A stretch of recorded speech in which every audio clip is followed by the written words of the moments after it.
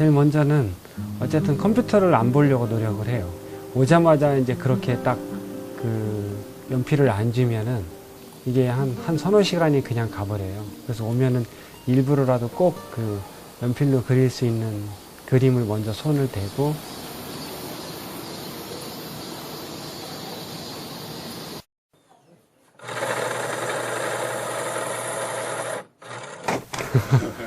이 소리가 뭐 거의 영혼의 소리죠.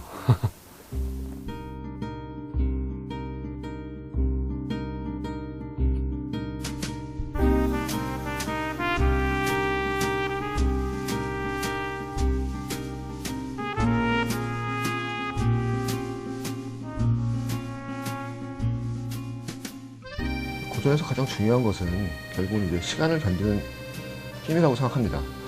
그런 점에서 그 원본만 가지고는 불가능하고 끊임없이 재해석, 재창조가 되어야겠죠. 한국의 근대 문학들을 다시 이렇게 애니메이션 아니면 뭐 영화로 만든다거나 이런 작업들이 끊임없이 이제 필요해지는 거죠. 그런 점에서 이제 이 작업은 상당히 아주 중요한 작업이라고 생각합니다. 처녀를 만나면 같이 나서 할까?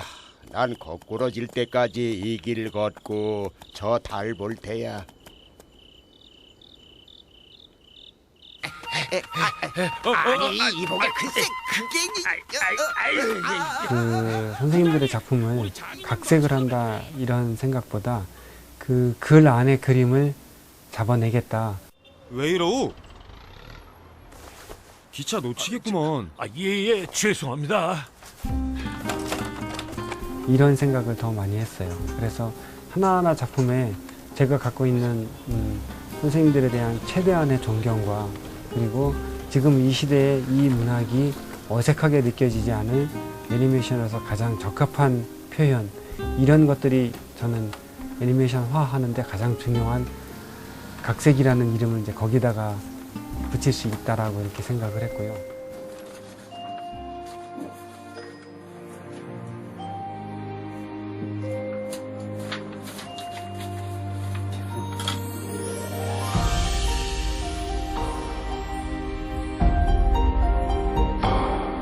메밀꽃을 그린 대한민국의 모든 화가의 그림을 일단 다 봤고요.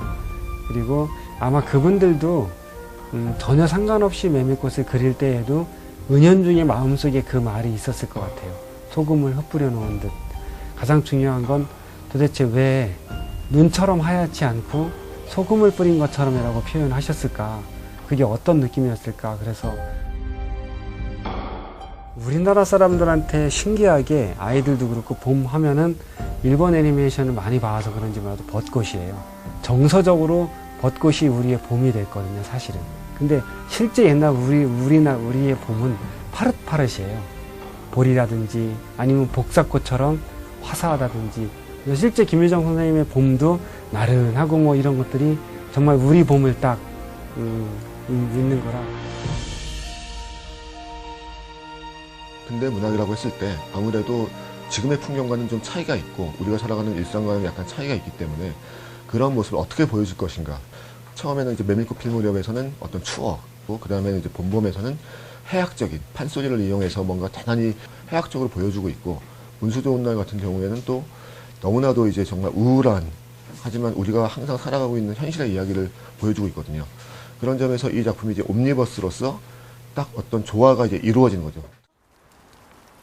재수가 오붙어서 그건 열흘 동안 돈 구경도 못해 조밥도 굶기를 먹다시피 하는 형편인데 무슨 구태여 안 쓸 건 뭔가? 병이란 놈에게 약을 주어 보내면 재미를 붙여서 찾고 온다고.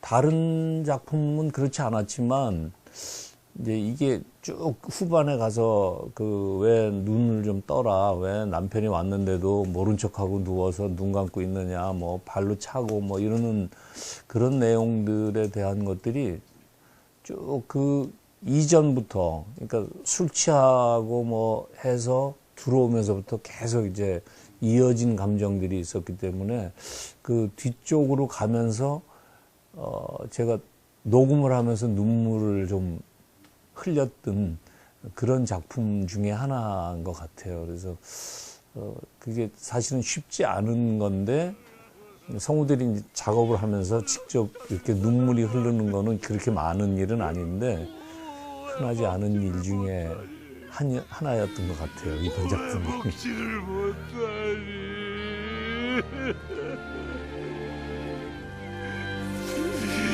괴상하게도 오늘은 온수가 좋더니만.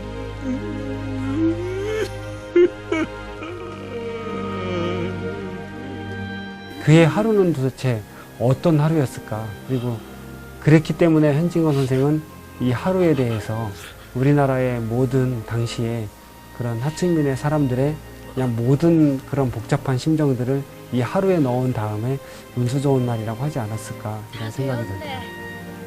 아 예, 국물 좀 많이 담았어요. 그럼. 아유 감사합니다요. 그 중요한 거는 이제 그런 것이겠죠. 결국 시간을 견디는 힘이라고 하는 것들은 과거의 그 당대에만 딱 적용되는 어떤 이야기라든가 풍경이 아니라 시간이 흐르고 나서도 재해석되면서 아, 지금 우리의 현실하고도 뭔가 일맥상통한다라고 하는 점들을 느끼게 되는 거거든요. 다면적으로 말 그대로 그 되게 밝은 면과 어두운 면을 갖다 동시에 보여주고 있는 거죠. 그럼으로써 이제 우리의 현실들을 계속 환기시키고 그런 점에서 이 작품들이 지금 우리에게 이제 보여주고 있는 시사하는 점들이 아주 많다고 봐야죠.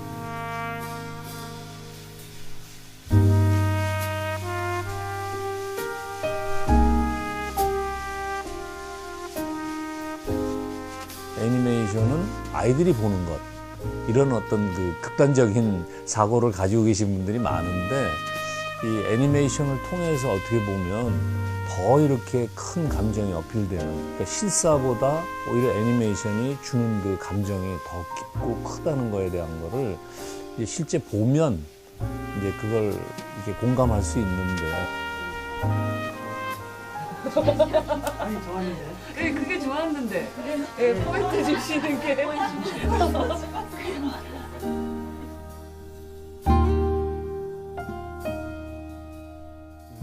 근데 소중한 날의 꿈을 선보일 때는 걱정되고 긴장되고 이런 게 있는데 이번에는 자랑을 하고 싶어요. 왜냐하면 우리 대한민국에 20년대, 30년대에 이런 소설이 쓰여졌고 그 작가들이 우리랑 똑같이 생활고도 겪고 안타까워하고 우리 삶을 돌아봤고 이런 작가들이 있었다라는 것에 대해서 그 관객들한테 보여드리는 게 너무 신나고요. 또 하나는 애니메이션이 가장 행복할 때는 전 세대가 조금씩 아는 척 하는 거라고 생각을 해요.